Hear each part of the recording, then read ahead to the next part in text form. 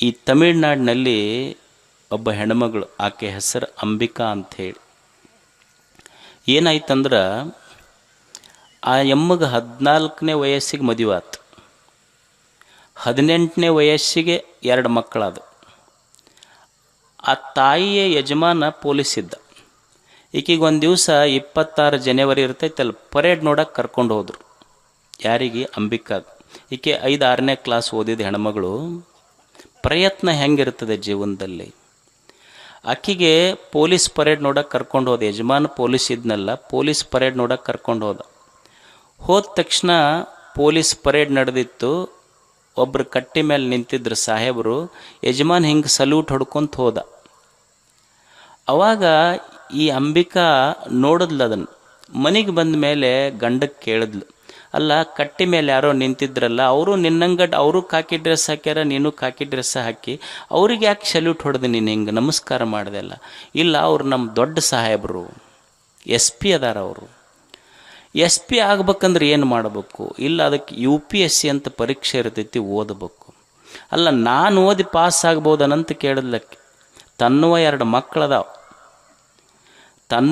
ಮಕ್ಕಳದಾವ, ನಾ ಓದಿ ಪಾಸ್ ಆಗ್ಬೋದನ್ನಂತ. ಇಲ್ಲ, ಆಗ್ಬೋದು, ಬಟ್ ನಿಂದು SSLCನ ಆಗಿಲ್ಲಲ್ಲ ಅಂದ ನಾವು ಗಂಡ. ಆಕಿದು SSLC ಸಹಿತ ಆಗಿದ್ದಿಲ್ಲ. ಅವಾಗ ಆಕೆ ಅಂದ್ಲು, ಇಲ್ಲ ನಾನು ಕಟ್ಟಿ ತಗೊಂಡು UPSC ಬರೀತೀನಿ ಅಂದ. ಅಲ್ಲ ನೋಡಿ, ಆಕೆ 10ನೇ ಕ್ಲಾಸ್ ಪಾಸ್ ಆಗಿಲ್ಲ, 5-6ನೇ ಕ್ಲಾಸ್ ಓದ್ಯಾಳ, 2 ಮಕ್ಕಳದಾವ, UPSC ಬರೀಬೇಕು, ಎಕ್ಸಾಮ್ ಬರೀಬೇಕು ಅಂತ ಸಂಕಲ್ಪ ಮಾಡಲು. ನಮ್ಮ ಮನ್ಯಾಗ ತಾಯಂದಿರಿಗೆ 2 ಮಕ್ಕಳಾದು ಅಂದ್ರೆ ನೀವೊಂದು 2 ಕೊಡ ನೀರು ತೊಗೊಂಬ ಅನ್ರಿ. ಅವ್ರೇನಂತಾರೆ, 2 ಸೀಜರಿನಾಗ್ಯಾವ ಗೊತ್ತಿಲ್ಲ, ನಮಗೆ ಆಗೋದಿಲ್ಲ ಅದು ಕೆಲಸ ಅಂತಿರ್ತಾರೆ ಅವ್ರು. ಆಕಿ 2 ಮಕ್ಕಳ ತಾಯಿ UPSC ಬರೀಬೇಕು ಅಂತ ಮನ್ಯಾಗ ಕುಂತು SSLC ಬರೆದು ಪಾಸಾದ್ಲು, PUC ಬರೆದು ಪಾಸಾದ್ಲು, ಡಿಗ್ರಿ ಬರೆದು ಪಾಸಾದ್ಲು. ಆಮೇಲೆ ಡಿಗ್ರಿ ಆದಮೇಲೆ 2 ಮಕ್ಕಳನ್ನ ಮನ್ಯಾಗ ಬಿಟ್ಟು ಮಡ್ರಾಸಿಗೆ ಹೋಗಿ ಕೋಚಿಂಗ್ ತೊಗೊಂಡ್ಲು. 1ನೇ ಅಟೆಂಪ್ಟ್ ಫೇಲ್ ಆಯ್ತು, 2ನೇ ಅಟೆಂಪ್ಟ್ ಫೇಲ್ ಆಯ್ತು. ಫೇಲ್ ಆದ ತಕ್ಷಣ ಮನೆಯವ್ರು ಇಲ್ಲಿ ಮಕ್ಕಳು ನೋಡ್ಕೊಳ್ಳೋರು ಯಾರು ಇಲ್ಲ ಅಂತ ಕರೆಯಕ್ಕೆ ಹೋದರು. ಇನ್ನೊಂದು ಅವಕಾಶ ಕೊಡ್ರಿ ಅಂದ್ಲು. 3ನೇ ಅಟೆಂಪ್ಟ್ ಬರೆದ್ಲು, ಫೇಲ್ ಆದ್ಲು. ಮನೆಯವ್ರು ಒತ್ತಾಯ ಮಾಡಾಕತ್ರು, ಇನ್ನೊಂದು ಅಟೆಂಪ್ಟ್ ಕೊಡ್ರಿ ಅಂದ್ಲು. ಅವಾಗ 4ನೇ ಅಟೆಂಪ್ಟ್ ಬರೆದ್ರೆ UPSC ಪಾಸ್ ಆದ್ಲಿಕ್ಕೆ ಬಾಂಬೆದೊಳಗೆ ಪೊಲೀಸ್ ಕಮಿಷನರ್ ಅದಾಳ ಅಂಬಿಕಾ. ಅಂದ್ರೆ ಮನುಷ್ಯನ ಪ್ರಯತ್ನಕ್ಕೆಲ್ಲವೂ ಸಾಧ್ಯ ಇದೆ, ಪ್ರಯತ್ನ ಮಾಡಬೇಕಲ್ಲ ಜೀವನದೊಳಗೆ. ಅದಕ್ಕೆ ಮನುಷ್ಯ ಕಲಿಯುವುದೇನೆಂದ್ರೆ, ಏನು ಸಣ್ಣ ಪುಟ್ಟ ವ್ಯತ್ಯಾಸಗಳಿರ್ತಾವ, ಸೋಲಿಲ್ಲದ ಜೀವನವನ್ನು ಕಟ್ಟಬೇಕಾಗ್ತೈತೆ. ಮನುಷ್ಯ ಪ್ರಯತ್ನ ಮಾಡಬೇಕು. ಕುರುವನ್ನೇ ವೇಹ ಕರ್ಮಾಣಿ ಜಿಜೀವಿಷೇತ್ ಶತಂ ಸಮಾಹ. ಮನುಷ್ಯ ಜೀವನದಲ್ಲಿ ಪ್ರಯತ್ನಗಳನ್ನು ಮಾಡ್ಕೋತ ಹೋಗಬೇಕು, ಚಲೋ ಕೆಲಸ ಮಾಡ್ತಿರಬೇಕು. ಎಷ್ಟು ದೇವರೊಂದು 100 ವರ್ಷ ಆಯುಷ್ಯ ಕೊಟ್ಟಾನಲ್ಲ, 100 ವರ್ಷದ ಆಯುಷ್ಯದಲ್ಲಿ ಚಲೋ ಕೆಲಸ ಮಾಡ್ಕೊತ ಹೋಗ್ತಿರ್ಬೇಕು. ಜೀವನದಲ್ಲಿ ಪ್ರಯತ್ನ ಬಿಡಬಾರ್ದು. ವಾಸ್ಕೋಡಿಗಾಮ ಭಾರತಕ್ಕೆ ಬರಬೇಕಾದ್ರೆ ಏನು ಅವನಿಗೆ ಒಂದು ಮೊಬೈಲ್ ಇತ್ತ, ಈಗಿನ ಗತೆ ಗೂಗಲ್ ಇತ್ತ, ಏನೂ ಇರಲಿಲ್ಲ. ಎಲ್ಲೋ ಸಮುದ್ರದಲ್ಲಿ ನಾವೆಗಳನ್ನು ತಗೊಂಡು ಹೊರಟಂಥ ವಾಸ್ಕೋಡಿಗಾಮನಿಗೆ ತನ್ನ ನಾವಿಕರೇ ದಂಗೆ ತೆಗೆದರು, ಅವನ ವಿರುದ್ಧ ತಿರುಗಿ ಬಿದ್ದರು. ಆಹಾರ ಖಾಲಿ ಆಯ್ತು. ಎಲ್ಲ ಖಾಲಿ ಆದ ಮೇಲೇನೂ ಅವ ಒಂದು ಭೂಪ್ರದೇಶ ತಟ್ಟಬೇಕು, ಮುಟ್ಟಬೇಕನ್ನುವ ಛಲ ಬಿಡಲಿಲ್ಲ. ಕೊನೆಗೊಂದು ಭೂಪ್ರದೇಶ ಕಂಡು ಹಿಡ್ದವ. ಈಗ ಮಕ್ಕಳಿಗೆ ವಾಸ್ಕೋಡಗಾಮನ ಪಾಠ ಓದ್ತಾರಿಲ್ಲ ಶಾಲೆಯೊಳಗೆ. ಕೇಳಿದ್ರಂತ ಶಿಕ್ಷಕರು, ವಾಸ್ಕೋಡಗಾಮ ಎದಕ್ಕೆ ಬಂದ ಭಾರತಕ್ಕೆ ಅಂತ. ಹುಡುಗ ಹೇಳಿ, ನಮ್ಮ ತಲೆ ತಿನ್ನಕ್ಕೆ ಬಂದನು, ಮತ್ತೆದಕ್ಕೆ ಬರ್ತಾನೆ ರೀ, ಅವು ಇಸ್ವಿ ನೆನಪಿಡಕ್ಕೆ ಆಗೋದಿಲ್ಲ ನಮಗೆ. ಅಂದ್ರೆ ಒಬ್ಬ ವ್ಯಕ್ತಿಯ ಪ್ರಯತ್ನ ಎಷ್ಟು ದೊಡ್ಡದು. ಪ್ರಯತ್ನ ಬೇಕು ಜೀವನದೊಳಗೆ. ಇಷ್ಟೇ ಅಲ್ಲ, ಪ್ರಯತ್ನದ ಜೊತೆ ದೈವ ಬಲ ಇರಬೇಕಂತ ಮನುಷ್ಯ. ಒಂದು ಶರೀರ ಸ್ವಸ್ಥ ಇರಬೇಕು, ಜೀವನೋತ್ಸಾಹ ಇರಬೇಕು. 3ನೇದ್ದು ನಮ್ಮ ಇಂದ್ರಿಯಗಳೆಲ್ಲ ಒಳ್ಳೆಯ ಸಂಸ್ಕಾರಯುತವಾಗಿ ಕೆಲಸ ಮಾಡಬೇಕು. 4ನೇದ್ದು ಪ್ರಯತ್ನ ಇರಬೇಕು ಜೀವನದೊಳಗೆ. 5ನೇದ್ದು ಭಾಗ್ಯ ಇರಬೇಕು, ಅದೃಷ್ಟನೂ ಇರಬೇಕಂತ. ನಮ್ಮದೊಂದು ಕಾರ್ಯ ಸಿದ್ಧಿ ಆಗಬೇಕಾದ್ರೆ ಅದೃಷ್ಟನೂ ಬಹಳ ಮುಖ್ಯ ಜೀವನದೊಳಗೆ. ಅದೃಷ್ಟ ಇರಲಿಲ್ಲ ಅಂದ್ರೆ ಮನುಷ್ಯನ ಸಕಲ ಭೋಗಗಳಿಗೆ ಭಾಗ್ಯವಿಲ್ಲದೆ ಆಗದು ಅಂತಾರೆ ನಿಜಗುಣ ಶಿವಯೋಗಿಗಳು. ಭಾಗ್ಯನೂ ಬೇಕಲ್ಲ. ಇವತ್ತು ನಾವು ಶ್ರೀಮಂತರಿರಬಹುದು, ರೂಪವಂತರಿರಬಹುದು, ಒಳ್ಳೆ ಆಸ್ತಿ ಇರ್ಬೋದು, ಜಮೀನ್ದಾರ್ ಇರ್ಬೋದು, ಎಲ್ಲ ಇರ್ಬೋದು ಮನುಷ್ಯಾಗ.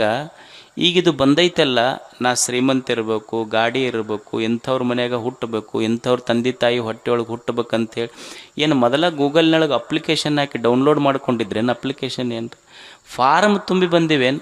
ಇದು ಏನು ಸಿಕ್ಕೈತಲ್ಲ ಈಗ ನಾವು ಪಡೆದ ಜೀವನ, ಐಶ್ವರ್ಯ, ಅನುಭವಗಳು, ಇದೆಲ್ಲ ಬಂದಿದ್ದು ನಮ್ಮ ಭಾಗ್ಯದ ಫಲ, ಇದು ದೈವದ ಫಲ ಅಂತ ತಿಳ್ಕೊಂಡಿರ್ಬೇಕು ಮನುಷ್ಯ. ಇದು ಭಾಗ್ಯದಿಂದ ಬಂದಿದ್ದು ಅಲ್ರಿ.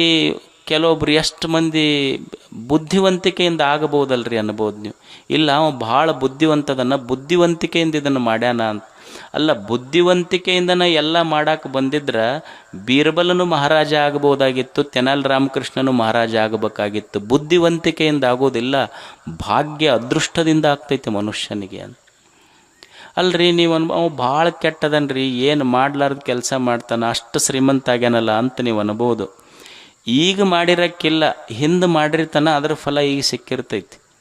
ಅದು ಹೆಂಗ್ರಿ ಅನ್ಬೋದು ನೀವು. ಈಗ ನೀವು ಸೈಕಲ್ ತುಳಿತೀರಿಲ್ಲ, ಸೈಕಲ್ ಪೆಡ್ಲ್ ತುಳಿತಿರಿಲ್ಲ, ತುಳಿದು ಒಂದು ಸ್ವಲ್ಪ ಓಡೋದ ಮೇಲೆ ಬಿಡ್ರಿ, ನೀವೇನು ಪೆಡ್ಲ್ ತುಳಿಯೋದು ಬೇಕಾಗಿಲ್ಲ, ತಾನೇ ಓಡ್ತಿರ್ತೈತೆ ಅದು. ಹಂಗೀಗ ಏನು ಶ್ರೀಮಂತಿಕೆ, ಸೌಂದರ್ಯ ಅದೆಲ್ಲ ಬಂದೈತಲ್ಲ, ಹಿಂದೆ ಪೆಡ್ಲ್ ತುಳಿದಿದ್ದದು ಈಗ ಬಂದು ಓಡಾಕತ್ತೈತೆ ಅದು. ಮತ್ತು ಈಗ ಪೆಡ್ಲ್ ಇನ್ನೊಂದಿಷ್ಟು ತುಳಿದ್ರೆ ಮುಂದೆ ಓಡತೈತಿ, ಈಗ ಮಾಡಲಿಲ್ಲ ಅಂದ್ರೆ ಹೊತ್ಕೊಂಡು ಬೀಳ್ತೈತಿ ಅಷ್ಟೇ. ಪೆಡ್ಲ್ ತುಳಿಬೇಕಾಗತ್ತೆ ನಾವಿಲ್ಲೆಲ್ಲರೂ. ಅಂದ್ರೆ ಪುಣ್ಯ ಕರ್ಮಗಳನ್ನು ಮಾಡಲೇಬೇಕಾಗತ್ತೆ ಮನುಷ್ಯ. ಭಾಗ್ಯ ಎದರಿಂದ ಬರ್ತೈತಿ? ಪುಣ್ಯ ಬೇಕು ಮನುಷ್ಯನಿಗೆ. ಭಾಗ್ಯ ಇರದೇ ಇದ್ದರೆ ಜೀವನದೊಳಗೆ ಏನೂ ಆಗೋದಿಲ್ಲ. ಕಾರ್ಯ ಸಿದ್ಧಿ ಆಗಬೇಕಾದ್ರೆ ಭಾಗ್ಯವೂ ಬೇಕಾಗ್ತೈತಿ. ಈಗ ಸೀತಾದೇವಿ ಇದ್ಲು, ಸೀತಾದೇವಿಗೆ ರಾಮ ಅಡವಿಯೊಳಗೆ ಬಿಟ್ಟು ಬಂದ. ನಾವು ಸುಮ್ಮನೆ ದಾರಿಯೊಳಗೆ ಹೋಗುವಾಗ ಹೊಲದೊಳಗೆ ಎಷ್ಟೋ ಮಂದಿಗೆ ಹಾವು ಕಚ್ಚಿ ಸತ್ತಾರ ಇಲ್ಲ, ಹಾವು ಕಚ್ಚಿ ಸತ್ತವ್ರದಾರ. ಕಾಡಿನೊಳಗೆ ಸೀತಾದೇವಿಗೆ ಹೋಗಿ ಬಿಟ್ಟು ಬಂದರೂ ಸಹಿತ ಯಾವುದೋ ಒಬ್ಬ ಮಹಾನ್ ಋಷಿಯ ಗುರುಕುಲದಲ್ಲಿ ತಾನು ಬೆಳೆದ ಇಬ್ಬರು ಮಕ್ಕಳಿಗೆ ಬೆಳೆಸಿದ್ಲಲ್ಲ, ಮತ್ತು ಇದು ದೈವ ಬಲ ಇರಲಾರ್ದೆ ಸಾಧ್ಯ ಐತೇನು ಹೇಳಿ. ಮನ್ಯಾಗ ನಮಗೊಂದು ಗುಳಿಗಿ ರಿಯಾಕ್ಷನ್ ಆದ್ರೆ ಎಷ್ಟೋ ಮಂದಿ ಪ್ರಾಣ ಹೋಗ್ತಾವ.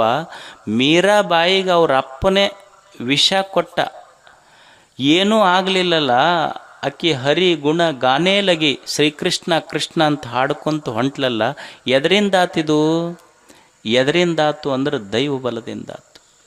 ನಿಮಗೊಂದು ಘಟನಾ ನೆನಪಿರಬಹುದು. ನಮ್ಮಲ್ಲಿ ಒಂದು ವಿಮಾನ ಯುದ್ಧ ಬೇರೆ ಶತ್ರು ದೇಶದ ಮೇಲೆ ಹೋಯ್ತು. ಯುದ್ಧ ವಿಮಾನ ಕೆಳಗೆ ಬಿತ್ತು. ಕೆಳಗೆ ಬಿದ್ದ ಮೇಲೆ ಶತ್ರು ದೇಶದ ಸೈನಿಕರು ಅವನು ಸುತ್ತುವರೆದು ಬಂದೂಕ್ ಹಿಡಿದ್ರು. ಕೊನೆಗೆ ಆ ದೇಶದ ಬಾರ್ಡರ್ ಬಿಟ್ಟು ಹೊರಗೆ ಬರುವಾಗ ಯುದ್ಧದ ವಿಮಾನದಿಂದ ಮ್ಯಾಲಿಂದ ಕೆಳಗೆ ಬಿದ್ದರೂ ಸಹಿತ ಏನೂ ಆಗಲಾರ್ದಂಗೆ ಹೊರಗೆ ಬಂದನಲ್ಲ. ಅಭಿನಂದನ್ ಕಮಾಂಡರ್ ಎದರಿಂದ ಬಂದ ಅಂದ್ರೆ ದೈವ ಬಲದಿಂದ ಬಂದ ಮನುಷ್ಯ. ದೈವದ ಬಲನೂ ಬೇಕಾಗ್ತೈತಲ್ಲ. ನಾವು ಸುಮ್ಮನೆ ಗಾಡಿ ಬಚ್ಚಲ್ದಾಗ ಬಿದ್ದು ಎಷ್ಟೋ ಪ್ರಾಣ ಕಳ್ಕೊಂಡವ. ಯುದ್ಧ ವಿಮಾನದಾಗಿಂದ ಬಿದ್ದನು ದೈವ ಹೋಗಲಿಲ್ಲ ಅಂದ್ರೆ ಮತ್ತೆ ದೈವ ಬೇಕಲ್ಲ ಮನುಷ್ಯಾಗ. ಅದಕ್ಕೆ ಮನುಷ್ಯನಿಗೆ ದೈವ ಬಲ ಬೇಕು. ಮತ್ತು ನಾ ಏನು ಪುಣ್ಯ ಮಾಡಿರ್ತೀನಿ ಇಟ್ ರಿಟರ್ನ್ಸ್. ನಾವೇನು ಪುಣ್ಯ ಮಾಡಿರ್ತೀವಲ್ಲ ಅದು ನಮಗೆ ಹೊಳ್ಳಿ ಬರ್ತೈತದು. ಒಬ್ರು ಯಾರೋ ಆಫೀಸರ್ ಇದ್ರಂತ. ಅವ ಆಫೀಸರ್ ನಾ ಏನು ಕರ್ಮ ಮಾಡ್ತೀನಿ ನನಗೆ ಹೊಳ್ಳದು ಹೆಂಗೆ ಬರ್ತೈತಿ? ಸುಮ್ಮನೆ ಒಂದು ಸಣ್ಣ ಉದಾಹರಣೆ ನೋಡಿ. ಒಬ್ಬರು ಆಫೀಸರ್ ಇದ್ದರು. ಆ ಆಫೀಸರ್ ಏನು ಮಾಡ್ದೆ ಅಂದ್ರೆ, ಜವಾನ್ರು ಇರ್ತಾರಲ್ಲ ಪ್ಯೂನ್ರು, ಏನೋ ಕೆಲಸಕ್ಕೆ ಕೆತ್ತ ಬೈದ್ನಂತ. ಮತ್ತು ಅವು ಪ್ಯೂನಿಗೆ ಪಾಪ ಆಫೀಸರಿಗೆ ಹೆಂಗೆ ಬೈಯಕ್ಕೆ ಬರ್ತೈತಿ? ಮನೆಗೆ ಬಂದು ಹೆಣ್ಮಕ್ಳಿಗೆ ಜಗ್ಗಿ ಬೈದವ. ಅಂದ್ರೆ ತನ್ನ ಸಿಟ್ಟು ಹೆಣ್ಮಕ್ಳ ಮೇಲೆ. ಅವು ಹೆಣ್ಮಕ್ಳು ಯಜಮಾನಿಗೆ ಹೆಂಗೆ ಹೊಳ್ಳಿ ಅನ್ನಕ್ಕೆ ಬರ್ತೈತಿ? ಆಕೆ ಮಗನಿಗೆ ಬೈದ್ಲು ಜಗ್ಗಿ. ಮಗ ಅವಿಗೆ ಹೆಂಗೆ ಬೈಯಕ್ಕೆ ಬರ್ತೈತಿ? ಮನೆ ಮುಂದೆ ನಾಯಿ ಇತ್ತು ಅವ್ರದ್ದು, ಆ ನಾಯಿಗೆ ಬಡ್ದವ. ಆ ನಾಯಿಗೆ ಪಾಪ ಇವ ದಿವಸ ಊಟ ಹಾಕ್ತಿದ್ನಲ್ಲ, ಅದು ನಾಯಿ ಅವನಿಗೇನಂತೆ ಸುಮ್ಮನೆ ಇತ್ತು. ಯಾರೋ ಒಬ್ಬರು ಮನೆ ಮುಂದೆ ಹಾದು ಹೊಂಟಿದ್ರು, ಅವ್ರು ಹೋಗಿ ಆರ್ಡರ್ ಅಂತ ಹಿಡ್ದ ಬಿಡ್ತು. ಯಾರಿಗೆ ಹಿಡಿತಂದ್ರೆ ಆಫೀಸರ್ ಬೈದಿದ್ನಲ್ಲ ಅವನಿಗೆ ಹಿಡ್ದಿತ್ತಂತಿದ್ದು. ಅಂದ್ರೆ ನಮ್ಮ ಕರ್ಮ ಮಾಡಿದ ಪುಣ್ಯ ಫಲಗಳು ಹೊಳ್ಳಿ ನಮಗೆ ಬರ್ತಾವಂತಿಲ್ಲ. ಅದಕ್ಕೆ ಮನುಷ್ಯ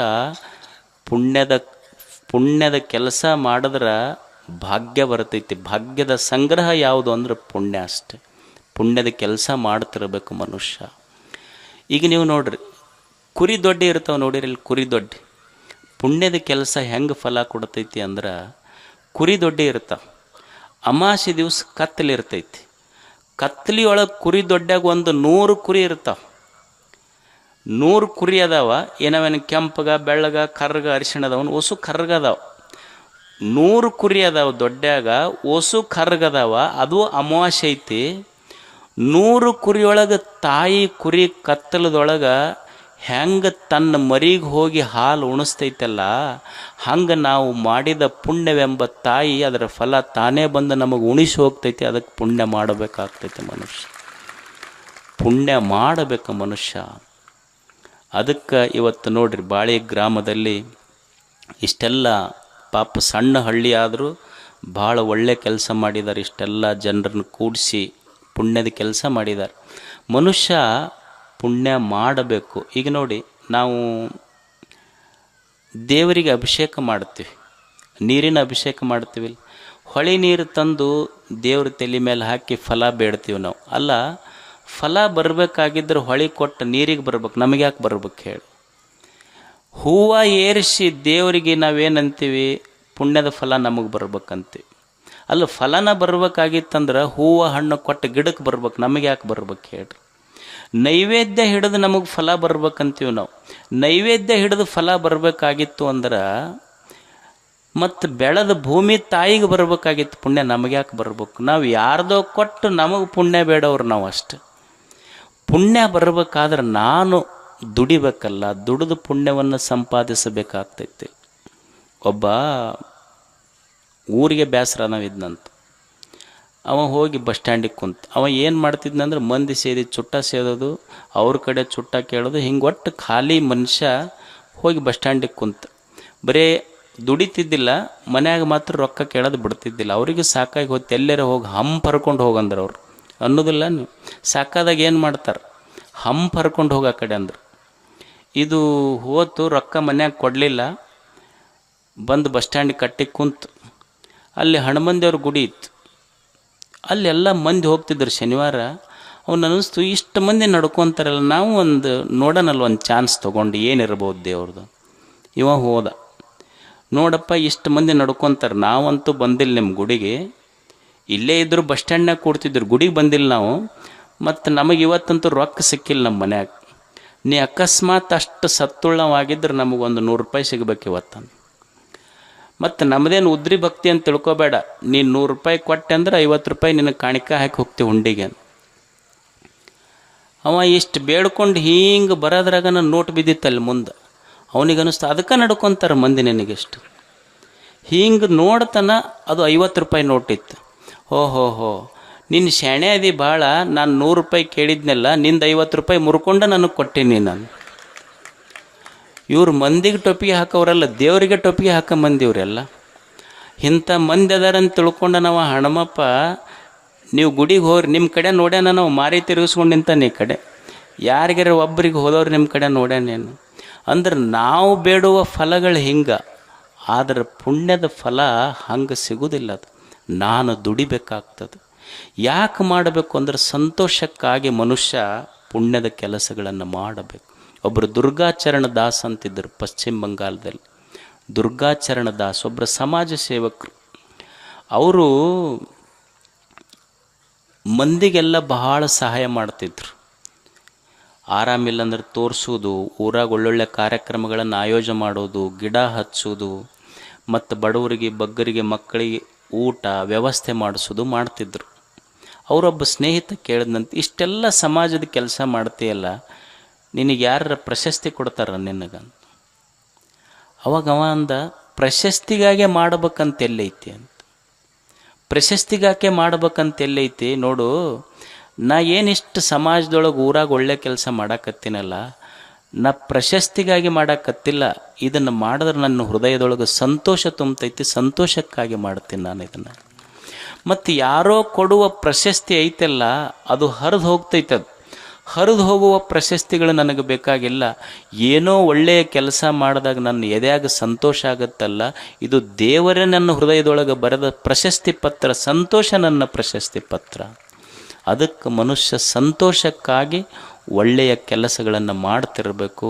ಇಲ್ಲೆಲ್ಲ ಬಾಳೆಯ ಹಿರಿಯರು, ಯುವಕರು, ತಾಯಂದಿರು ಮತ್ತು ಸುತ್ತಮುತ್ತ ಹಳ್ಳಿಗಳ ಜನ ಇಲ್ಲೊಂದು ಭಾಳ ದೊಡ್ಡ ಕಾರ್ಯಕ್ರಮವನ್ನು ಪುಟ್ಟಹಳ್ಳಿಯಲ್ಲಿ ಬಹಳ ಅಚ್ಚುಕಟ್ಟಾಗಿ ಆಯೋಜನೆ ಮಾಡಿದ್ರೆ 5 ದಿನಗಳವರೆಗೆ. ಮತ್ತು ನಾಳೆ ಬೆಳಿಗ್ಗೆ ಹುಡುಗರಿಗೆ ತಮಾಷೆ ಮಾಡ್ತಿದ್ದು ನಾನು, ಗಾಡಿ ತೊಗೊಂಡು ಮತ್ತೆ ಯಾವ್ದಾರ ಊರಿಗೆ ಹೋಗಿಗಿರಪ್ಪ ಅಂಥೇಳಿ. ಮತ್ತು ಎಲ್ಲ ಹಿರಿಯರು, ಯುವಕರು, ತಾಯಂದಿರು ಎಷ್ಟು ಚಲೋ ಕೆಲಸ ಮಾಡ್ಯಾರ ನೋಡ್ರಿ. ಎಷ್ಟು ಹಳ್ಳಿಗಳಲ್ಲಿ ಭಕ್ತಿ ಶ್ರದ್ಧೆ, ಎಲ್ಲರೂ ಬರ್ತಾರಂತ ರಂಗೋಲಿ ಹಾಕಿ ಬಿಡಿಸಿ ಎಷ್ಟು ಸುಂದರವಾಗಿ ಸ್ವಾಗತ.